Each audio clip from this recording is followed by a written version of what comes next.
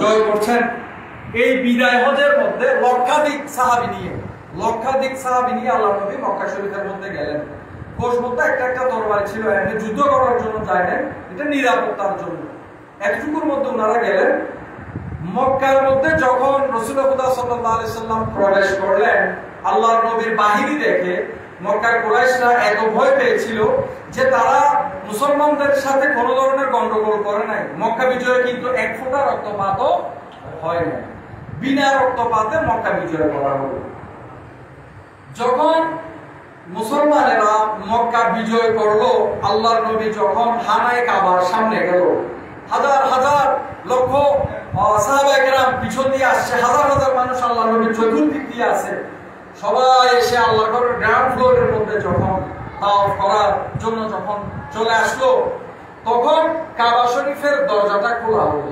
কাবা শরীফের দরজা খোলার পর দুজাহানের বাদশা নবী কাবা শরীফের ভিতরে প্রবেশ করলেন। এখন কিন্তু কথাগুলো মন দিয়ে শুনবেন। আল্লাহর নবী কাবা শরীফের ভিতরে প্রবেশ করলেন। আল্লাহর নবীর সাথে কিছু সাহাবায়ে কেরামের মধ্যে কিছু সংখ্যক সাহাবী কাবা শরীফের ভিতরে প্রবেশ করলেন। বেলাল হাবশী আল্লাহর ঘরের ছাদে উঠে আযান দিয়েছিল ওই দিন। আমার নবী যখন কাবা শরীফের ভিতরে প্রবেশ করলেন, সেখানে দেখতে পেলেন শতাধিক মূর্তি, 360টা মূর্তি আমরা সংখ্যায় বলি। এগুলা মূর্তিগুলো ফেলতে লাগলো, মূর্তিগুলো ভাঙতে লাগলো। এভাবে ভাঙতে ভাঙতে সাহাবায়ে কেরাম মূর্তিগুলো কাবা শরীফের বাইরে ফেলে দিচ্ছে। একটা মূর্তি ভাঙা হলে এটাকে বাইরে ফেলে দিচ্ছে, মূর্তিগুলো উঠে উঠে নিয়ে যাওয়া হচ্ছে। ওইখানে যে মূর্তিগুলো ছিল তার মধ্যে কয়েকটা মূর্তি ছিল আয়তনের দিক দিয়ে অনেক বড়, অনেক উঁচা লম্বা। মনে করেন আমাদের উচ্চতা এখন সর্বোচ্চ, আমার উচ্চতা হলো 5 ফুট 11 ইঞ্চি। এখন যদি আপনি ধরেন না 6 ফুট 5 ইঞ্চি পর্যন্ত একজন মানুষ আছে, কিন্তু একটা মূর্তির উচ্চতা যদি 9 ফুট হয়, এটা অনেক বড় না? এইরকম কিছু বড় বড় মূর্তি ছিল যেগুলো আল্লাহর নবী লাঠি মোবারক দিয়ে টান দিয়ে ফেলতে যাচ্ছেন, কিন্তু উচ্চতার কারণে সেগুলো ফেলা যাচ্ছে না। এটাও হয়তো আল্লাহ পাক রব্বুল ইজ্জতের কোনো একটা ইচ্ছা যে এখানে একটা ঘটনা ঘটবে। তো তখন রাসূলুল্লাহ সাল্লাল্লাহু আলাইহি সাল্লাম হযরতে আলী রাদিয়াল্লাহু তাআলা আনহুকে হুকুম দিলেন। একটা হচ্ছে আদেশ, একটা হচ্ছে অনুরোধ। আল্লাহর নবী যদি অনুরোধ করে, আপনি সেখানে সামনে বা পিছনে করবেন কি করবেন না, এটা নবীর সামনে বলার একটা সুযোগ আছে। যদি আল্লাহর নবী আদেশ করে যে আমি তোমাকে হুকুম করলাম এটা করো, এটা তো অনুরোধ না, এটা আপনার থেকে করতেই হবে। আল্লাহর নবী হুকুম করলেন কাকে? হযরত আলী রাদিয়াল্লাহু তাআলা। হযরত আলীকে রাসূলুল্লাহ সাল্লাল্লাহু আলাইহি সাল্লাম এই মর্মে হুকুম করলেন, এই বললেন যে তুমি আলী, আমি রাসূলের কাঁধের উপরে বসো। তুমি আলী, আমি রাসূলের কোথায় বসো? কাঁধের মধ্যে বসো। আমি রাসূল দাঁড়াবো, আর তুমি লাঠি দিয়ে টান দিয়ে মূর্তিটাকে, যে মূর্তিগুলো বড় আছে এগুলাকে তুমি টান দিয়ে ফেলে দিবে মাটির মধ্যে। তাহলে হুকুম দিল কি? আমার নবীর কাঁধ মোবারকে হযরতে আলীকে বসতে বললেন। কাকে বসতে বললেন? হযরতে আলীকে বসতে বললেন। এখান থেকে একটা আদবে মুস্তাফার একটা সবক নিয়ে যান, আমার নবীর প্রতি তাজিমের একটা সবক নিয়ে যান। সেটা হলো, আল্লাহর নবী কখনো কোনো ব্যক্তি বলতে পারবে না, কোন শরীয়তের আলেম বলতে পারবে না আমার নবী স্বেচ্ছায় কোনো কথা বলতেন না। আল্লাহ যেটা ইচ্ছা করতেন, আল্লাহর ইচ্ছায় নবী কালাম করতেন।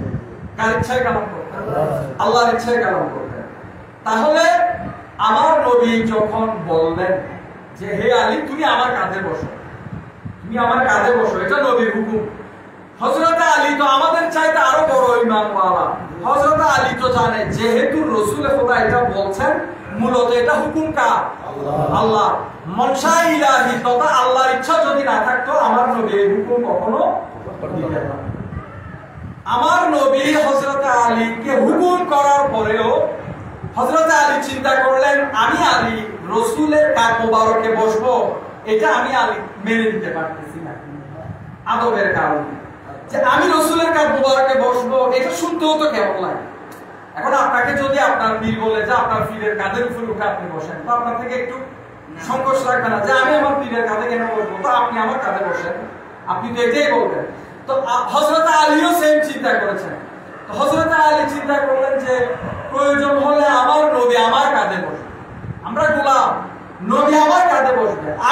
কাঁধে কিভাবে বসে? আল্লাহ নবী হযরত আলী বললেন, ইয়া রাসূলুল্লাহ, যদিও এটা আপনার হুকুম, কিন্তু আমার আরজি, আমার নিবেদন হচ্ছে, আমি আপনার কাঁধে বসাটা সুন্দর হচ্ছে না, আপনি রাসূল দয়া করে আমার কাঁধে বসেন, আপনি রাসূল আমার কাঁধে বসেন। এটা হচ্ছে আদবের শিক্ষা, এটা হচ্ছে আদবের শিক্ষা। আল্লাহ কোরআনে কোথাও বলে নাই রাসূল হুকুম দিলে ওই হুকুমটা রাসূলের আদব খেয়াল করে রাসূলের প্রতি সম্মান প্রদর্শন করতে গিয়ে ওইটার বিপরীত কথা বলো, এই কথা কিন্তু আল্লাহ কোরআনে বলে নাই। কিন্তু সাহাবীরা তারপরও বিপরীতে কথা বলেছে। তাহলে বোঝা গেল কি, আমার নবীর তাজিম করার জন্য কোনো দলিলের প্রয়োজন হয় না। কারণ যদি দলিলের প্রয়োজন হতো, হযরত আলী আমার নবীর তাজিম করতে গিয়ে যেটা বলেছেন, ইয়া রাসূলুল্লাহ, আমি নয়, আমার কাঁধে আপনি বসেন, এই কথাটা বলার পর হয়তো বা আল্লাহর পক্ষ থেকে কোনো আয়াত নাযিল হতো, অথবা আমার নবী এটাকে দোষ ধরতেন যেটা তুমি ঠিক করেছো। আল্লাহও কোনো আয়াত নাযিল করেন, নবীও কোনো দোষ ধরে নাই। তাহলে বোঝা গেল হযরত আলী রাসূলের মহব্বতের জগতে প্রবেশ করে নবীর তাজিম করতে গিয়ে সর্বোচ্চ তাজিমের একটা প্রমাণ রেখেছেন।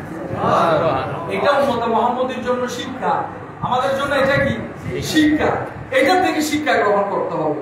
তো হযরত আলী যখন বললেন, ইয়া রাসূলুল্লাহ, আমি আরজ করছি যে আমি আপনার কাঁধে বসাটা মুনাসিব নয়, এটা দেখতে সুন্দর নয়, ইয়া রাসূলুল্লাহ, আপনি দয়া করে আমার কাঁধে বসেন, আমি দাঁড়াবো, আপনি ওই ছড়ি তথা লাঠি মোবারকটা দিয়ে টান দিয়ে মূর্তিকে ফেলে দিবেন। আল্লাহর নবী বলছেন, না, আমি যেটা বলেছি ওইটা, আমি যেটা বললাম ওইটা, আমার কাঁধে তোমার থেকে বসতে হবে। সামনে কিন্তু আরো কয়েকজন সাহাবী আছে, সবাই এই ঘটনাটা দেখতেছে। তো হযরত আলী বললেন, ইয়া রাসূলুল্লাহ, ঠিক আছে, যেহেতু আপনি হুকুম করছেন, আমার আরজিও যেহেতু আপনি রাখছেন না, তো এখন আমার থেকে তো আপনার কাঁধ মোবারকে বসতে হবে। ঠিক আছে, আমি বসলাম। আল্লাহর নবী হযরত আলীকে নিজের কাঁধ মোবারকে বসালেন। দেখেন, নিজের কাঁধ মোবারকে বসানো, বসানোর পর আমার নবী বসার থেকে উঠে মওলা আলীকে কাঁধে নিয়ে আল্লাহর নবী দাঁড়ালেন। দাঁড়ানোর পরে হযরত আলীর হাতে ওই লাঠি ছিল, লাঠি দিয়ে মূর্তিকে টান দিলেন। মূর্তিগুলো কিন্তু মোটা মোটা ছিল, এগুলো অনেক বড় মূর্তি। মূর্তিকে টান দিলেন, টান দিয়ে মূর্তি তার উপরে এভাবে সোজা দাঁড়ানো আছে, মূর্তিকে এভাবে ফেলে দিল, মূর্তি পড়ে গেল। এরপরে এগুলা ভেঙে সাহাবায়ে কেরাম এগুলা কাবা শরীফ থেকে বের করে দিচ্ছে। তো হযরত আলীকে আমার নবী যখন মূর্তি ফেলে দেওয়া শেষ হয়ে গেল, হযরত আলীকে আমার নবী বসে নিজের কাঁধ মোবারক থেকে নামালেন। এখন আসছে আসল কাহিনীটা, আসল মজার বিষয়টা হচ্ছে, এখন এই যে আপনাদেরকে আজকে বলে যে আল্লাহর ওলিদের কাছে গেলে কি হবে, রুহানিয়ত কি, ফয়েজ কি, হ্যাঁ, ফয়ুজাত কি, বাবা বারিশা আপনাকে ফয়ুজাত দিয়েছে, আপনি কি পেয়েছেন, কি নিয়েছেন, আপনি যে কোনো পীর মাশায়েখের মুরিদ আপনাকে কি ফয়েজ দিবে, এটা দেখতে কি রকম, এটা শুনতে কি রকম, এটা মেহসুস করতে কি রকম, ওই শিক্ষাটা এখান থেকে না। এখন এই শিক্ষাটা আসবে। একটা কথা বলে রাখি, কোরআন শরীফে আল্লাহ বলেছেন, ইউমিনুনা বিল গায়ব, গায়বের প্রতি বিশ্বাস স্থাপন করো। সবচেয়ে বড় গায়ব হচ্ছে আল্লাহ। আল্লাহকে রাসূল বাদে কেউ দেখেন নাই। আল্লাহর নবী আল্লাহকে চর্মচক্ষু দিয়ে দেখেছেন। সৃষ্টির মধ্যে সমস্ত মুসলমান আল্লাহকে এক অদ্বিতীয় যেটা মানছে, এটা একমাত্র সাক্ষ্য দিতে পারেন, সেটা হচ্ছে আমার নবী। আল্লাহকে আমার নবী দেখেছেন, আল্লাহকে আর কেউ দেখে নাই চর্মচক্ষু দিয়ে। তো গায়েবের উপরে বিশ্বাস স্থাপন যেমন আল্লাহর উপরে মানতে হবে, জান্নাত, জাহান্নাম, তাকদীর, হাসর নাসর, কিয়ামত, মৃত্যুর পর পুনরুত্থান, এগুলো সব গায়েব, আমরা এগুলো কিছুই দেখি না। এগুলোর উপরে বিশ্বাস করতে হবে, না করলে আপনি ইমানদার হতে পারবেন না। তো ঠিক তদ্রূপ আধ্যাত্মিকতার মধ্যে যে নিয়ামতগুলো দান করা হয়, সেগুলো কিন্তু গায়েব। যাকে দেওয়া হয়েছে সে পেয়েছে, যে পায়নি সে বুঝে নেয়। তো আমার নবী যখন হযরত আলীকে কাঁধ মোবারক থেকে নামালেন, নামানোর পরে জিজ্ঞাসা করলেন, হে আলী, আমি রাসূল যখন তোমাকে আমার কাঁধের মধ্যে বসালাম, বসানোর পরে আমি রাসূল যখন দাঁড়ালাম, দাঁড়ানোর থেকে আবার বসলাম, তুমি আমার কাঁধে বসে মূর্তি ফেললে, এরপর আমি বসে গেলাম, তুমি নেমে গেলে। এই যে মাঝখানে যে সময়টা আমার কাঁধের উপর তুমি ছিলে, ওই সময়টাতে তুমি আলীর হাল, তুমি আলীর অবস্থাটা কেমন ছিল? কে জিজ্ঞাসা করছেন? দয়াল নবী জিজ্ঞাসা করছেন যে আমার কাঁধে বসে থাকাকালীন সময়ে, অল্প সময়, এটা হয়তো 5 মিনিট 10 মিনিট এতটুকু হবে, বেশি না, কয়েকটা মূর্তি ফেলার জন্য হযরত আলী বসেছিলেন। তো জিজ্ঞাসা করলেন, দয়াল নবী জিজ্ঞাসা করলেন যে আমার কাঁধে যখন তুমি বসলে, তখন তোমার হাল, তোমার অবস্থা কি ছিল? তুমি আলী কি দেখেছো, কি শুনেছো, কি পেয়েছো? এই প্রশ্নটা আমার নবী করছেন। এখানে একটা কথা, যদি নবীর কাঁধ মোবারকে বসার পর হযরতে আলী কিছু নাই দেখতেন, হযরতে আলী কিছু নাই পেতেন, তাহলে আল্লাহর নবী কিন্তু প্রশ্ন করার দরকার ছিল। তাহলে বোঝা গেল কিছু না কিছু ঘটেছে, সেই জন্য দয়াল নবী জিজ্ঞাসা করছেন। মওলা আলী কিন্তু এখনো বলে নাই কি হয়েছে। সাহাবায়ে কেরাম সবাই দাঁড়ানো, মওলা আলী এখনো বলে নাই কি ঘটেছে, এটা এখনো বলে নাই। আল্লাহর নবী নিজ থেকে জিজ্ঞাসা করছেন, হে আলী, তুমি আমার কাঁধে বসাকালীন সময়ের মধ্যে তোমার হাল পরিস্থিতি কি ছিল? তাহলে আমরা বুঝতে পারলাম, সাহাবায়ে কেরামের সামনে যারা ছিল তারা বুঝতে পারলো যে হযরত আলীকে যখন রাসূলে খোদা আপন কাঁধ মোবারকে নিল, নিশ্চয়ই কিছু না কিছু হয়েছে, যেটা আমরা দেখি নাই, যেটা আলী জানে, যেটা রাসূল দেখেছেন। এই জন্য রাসূল জিজ্ঞাসা করছেন যেন আলী বর্ণনা করে আর উম্মত জানতে পারে, উম্মত জানতে পারে। হযরত আলী বলছেন, ইয়া রাসূলুল্লাহ, মন দিয়ে শুনবেন। হযরত আলী বলছেন, ইয়া রাসূলুল্লাহ, আপনি রাসূল, যখন দয়া করে আমি আলীকে আপনি রাসূলের কাঁধ মোবারকের মধ্যে বসালেন, আপনি রাসূল বসার থেকে উঠা পর্যন্ত এবং দাঁড়ানো থেকে আবার বসা পর্যন্ত আমাকে জিবরাইল আমিন ধরে রেখেছিল। জিবরাইল আমিন আমাকে কি করেছিল? ধরে রেখেছিল। তো বলে, হে আলী, তুমি কি দেখেছো? তখন হযরত আলী বলে, ইয়া রাসূলুল্লাহ, আপনার কাঁধ মোবারকে বসার পর আপনি রাসূল যখন বসার থেকে উঠে দাঁড়ালেন, আমি আলীর মাথাটা কি আরশে আজিমের সাথে লেগে গেল। নারে তাকবীর, আল্লাহু আকবার, নারে রিসালাত, ইয়া রাসূলুল্লাহ, নারে গাউসিয়া, ইয়া রাসূলুল্লাহ, দরবারে বারিয়া শরীফ, জিন্দাবাদ, জিন্দাবাদ। হযরত আলী বলছেন যে আপনি রাসূল যখন আমাকে আপন কাঁধ মোবারকে নিলেন, আপনি যখন দাঁড়ালেন, ইয়া রাসূলুল্লাহ, আমার মাথাটা আরশে আজিমের সাথে লেগে গিয়েছিল। আরশে আজিম আমার মাথার সাথে। আমি আল্লাহর সৃষ্টির সম্পূর্ণ আলমকে এভাবে দেখেছিলাম যে আমি আলী যেটার দিকে হাত বাড়াই সেটা আমার হাতের মুখে চলে যায়। আল্লাহর নবী কাবা শরীফের ভিতর, আল্লাহর নবী দাঁড়িয়েছেন, মওলা আলী রাসূলে খোদা কাঁধ মোবারকে বসেছেন। মওলা আলী বলছেন, কি চন্দ্র, সূর্য, নক্ষত্র, আল্লাহর সৃষ্টি পুরাটা জগতের মধ্যে যে জিনিসটাকে আমি আলী ধরতে চাচ্ছি, ইয়া রাসূলুল্লাহ, সেটা চোখের পলকে আমার হাতের মুখের মধ্যে চলে যায়। তখন হযরত আলী বললেন, ইয়া রাসূলুল্লাহ, আমাকে জিবরাইল আমিন ধরে রেখেছিল নিরাপত্তার জন্য।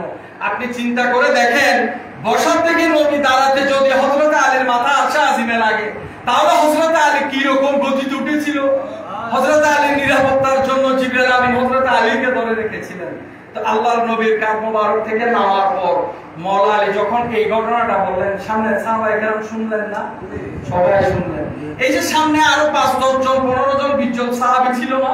সবাই ছিল। আপনারা ভিডিও ফুটেজের মধ্যে কিংবা ছবির মধ্যে কাবা শরীফের যে দৃশ্যটা দেখেন, এখানে কাবা শরীফের যে আয়তন দেখেন, আসলে কিন্তু কাবা শরীফ এত ছোট না।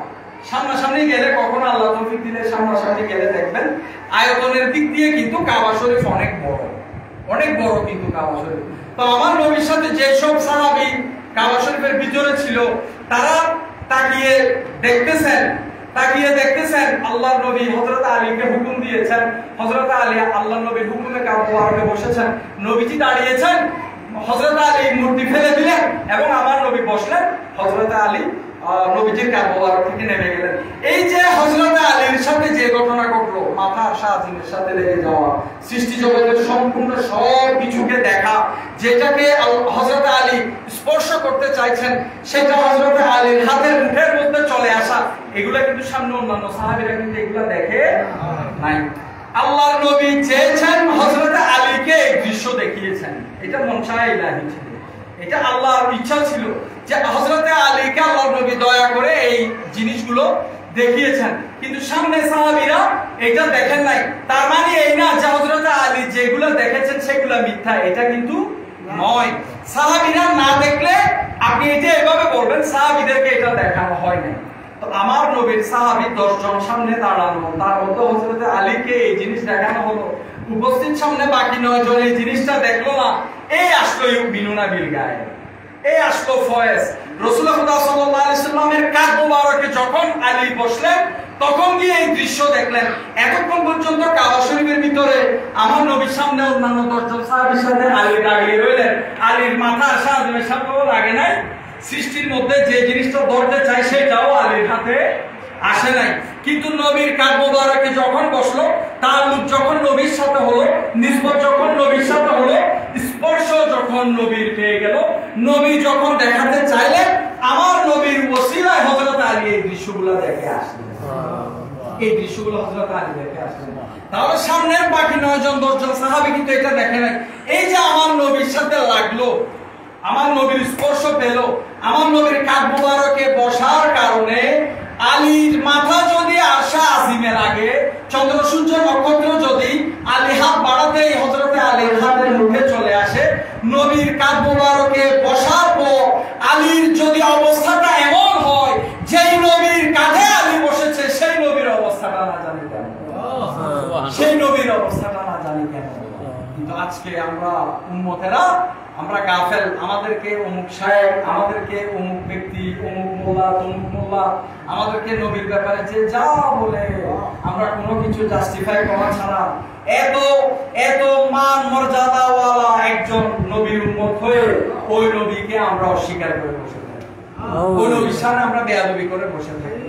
এই জিনিসগুলো কিন্তু এত সহজে করবেন না, এত সহজে করবেন না। এই যে আপনি আপনার পরিবারকে ভালোবাসেন, আপনি আপনার বাবাকে, আপনি আপনার মাকে, আপনাদের পুরুষ মানুষ হলে স্ত্রীকে, মহিলা মানুষ হলে তার স্বামীকে, সন্তানকে, সম্পত্তিকে, ভাই বোনকে, এই যে মহব্বত করছেন, এই মহব্বতের মধ্যে নারে তাকবীর, আল্লাহু আকবার, নারে তাকবীর, আল্লাহু আকবার, নারে রিসালাত, ইয়া রাসূলুল্লাহ, নারে রিসালাত, ইয়া রাসূলুল্লাহ, নারে গাউসিয়া, ইয়া রাসূলুল্লাহ, দরবারে বারিয়া শরীফ জিন্দাবাদ, জিন্দাবাদ, দরবারে বারিয়া শরীফ জিন্দাবাদ, জিন্দাবাদ।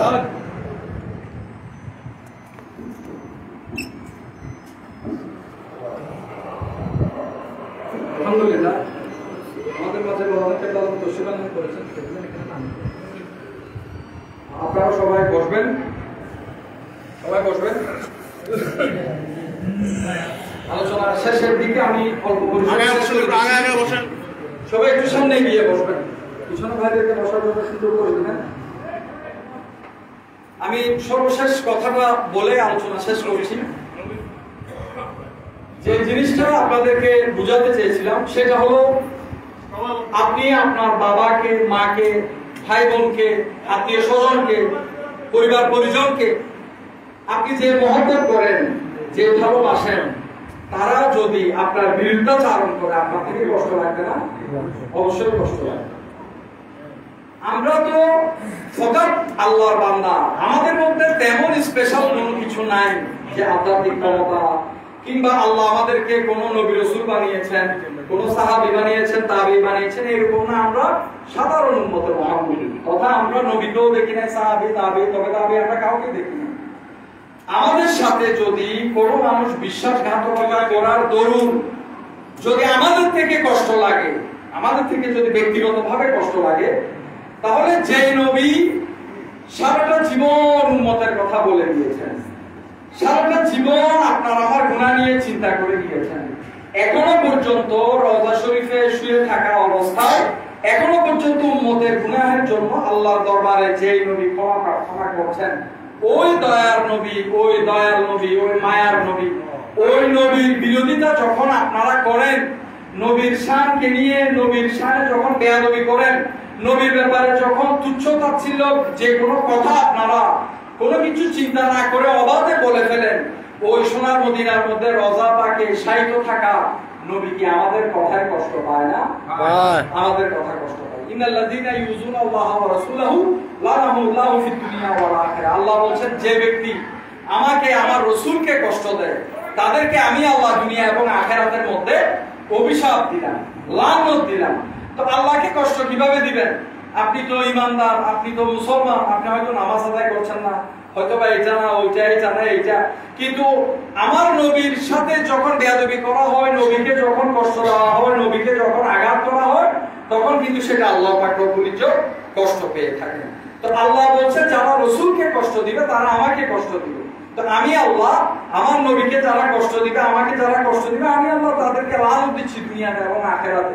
তো ওই সমস্ত মানুষ যারা আল্লাহর পক্ষ থেকে লানত প্রাপ্ত হবে, তাদের দলে যদি নিজের নামটা আনতে না চান, তাহলে দয়াল নবীর ব্যাপারে যে কোনো কথা, যে কোনো একটা উক্তি, যে কোনো একটা মন্তব্য করার সময় 10 বার চিন্তা করে করবেন, 10 বার চিন্তা করে করবেন। আল্লাহ নবীর সামনে কখনো কটূক্তি করা, কখনো বেয়াদবি করা, এটা মুনাসিব নয়। এগুলো ইমান নষ্ট হয়ে যাবে, ইমান চলে যাবে, আমল নষ্ট হয়ে যাবে।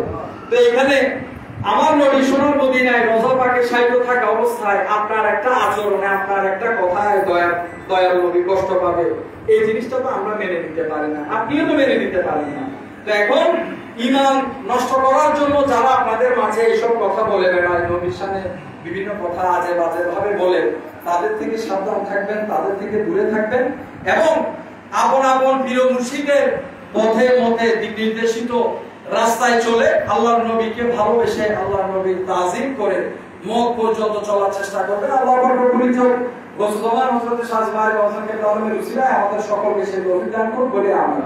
সর্বশেষ একটা কথা বলে যায়, সেটা হলো হযরত শাহজালাল ওয়াসানকে তাআলাম দুনিয়ার জমিনে জাহেরান ভাবে থাকতে একসময় তিনি হজে যেতে পারেন নাই। যদি বাবাজানের সময় ভালো করে উনি বলবেন, এক কথাই বলছি, বাবা ওয়ারিশ 1 বছর হজে যেতে পারেন নাই, শারীরিক অসুস্থতার কারণে ডাক্তার নিষেধ করেছিল। কিন্তু উনার কয়েকজন মুরিদ যখন হজের মধ্যে গেলেন, তাদেরকে বলেছিল যে তোমরা হজে গেলে তোমাদের সাথে আমার দেখা হবে। কিন্তু হযরত শাহজালাল ওই বছর হজে যান নাই, উনার মুরিদগুলো হজে চলে গিয়েছেন। হজের দিন সারা দিন আমার বাবাজান কেবলা আলম হুজরা শরীফের দরজা বন্ধ করে অবস্থান করেছেন। তিনি হুজরা শরীফ থেকে সারা দিন বের হন নাই হজের দিন। ওই মুরিদানগুলো দেশে ফিরে আসার পর বলেছিল যে তারা মক্কা শরীফের মধ্যে, তারা বলতেছে আমাদের সাথে বাবাজান কেবলা আলমের দেখা হয়েছে, আমরা বাবাজান কেবলা আলমকে সালাম করেছি, বাবাজান কেবলা আলমের সাথে আমরা কথাও বলেছি, কিন্তু শাহজিবাড়ি সশরীরে হজে ওই বছর যায় নাই। কিন্তু উনি রুহানি ভাবে গিয়েছেন। এখানে দমের হিসাব আছে, অনেক কিছু আছে, আমি ওইদিকে আর যাচ্ছি না। কিন্তু উনি হজে না যাওয়ার পরেও উনি সশরীরে বাহার সিগন্যাল দরবারে বাড়িয়া শরীফে অবস্থান করাকালীন সময়ে ওই মক্কা শরীফের মধ্যে সশরীরে আপন মুরিদানদেরকে তিনি দেখা দিয়েছেন। ওই রকম একজন আল্লাহর ওলির ভক্ত হয়ে, মুরিদ হয়ে, আশেক হয়ে আপনারা আছেন, আপনারা ওই আল্লাহর ওলিকে ভালোবাসেন। তো আপনারা যেমন তেমন আল্লাহর ওলির হাতে এসে পড়েন নাই। যদি ভালোবাসতে জানেন, ভক্তি প্রদর্শন করতে জানেন, মহব্বত ঠিকঠাক করতে জানেন, তাহলে স্বয়নে, স্বপনে, ঘুমে, জাগরণে বাবা এসে আপনাদেরকে দেখা দিবেন। এটা স্বপ্নে হতে পারে, মোরাকাবায়ও হতে পারে, আপনাদেরকে দেখা দিবেন।